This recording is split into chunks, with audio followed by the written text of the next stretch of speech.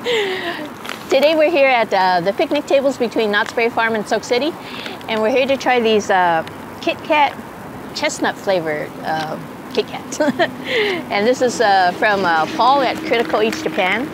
This is one of the Patreon snacks he sent me. Let me open it.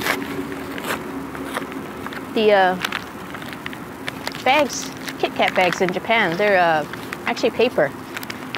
Whereas here in the US, it's usually plastic. They have the place to write the note to somebody. Come on. I think this is a fall flavor. So it's got fall leaves all over the package. And it won't open.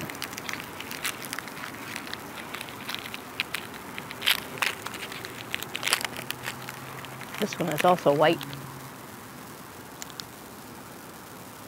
I don't know if I've ever had chestnuts.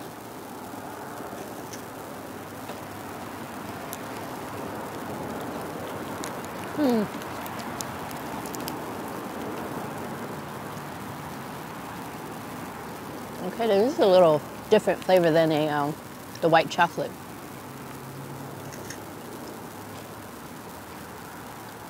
But since I've never had chestnuts, I don't know if that's chestnut flavor. A little disadvantage here.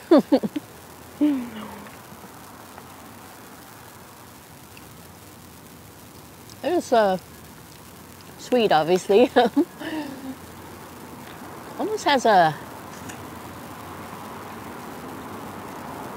yeah, sort of like a caramelly taste to it. Yeah, it's a kind of a nice flavor. So as far as whether it tastes like chestnut, I don't know. But I'm just gonna give it a rating on the flavor. So this is a pretty good flavor. Let's see, I'm gonna give it I